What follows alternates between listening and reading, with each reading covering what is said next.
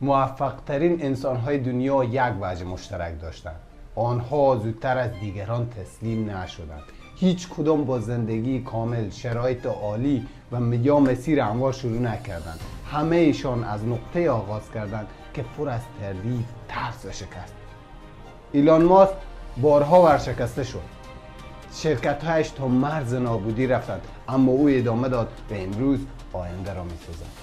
استیو جابز از شرکتی که خودش ساخته بود اخراج شد، اما همان شکست او را قوی‌تر برگرداند و امروز دنیا را با اپل تغییر داد. جف بیزوس کارش را از یک گاراژ کوچک آغاز کرد، مورد تمسخر قرار گرفت، اما امروز نامش مترادف با تجارت جهانی است.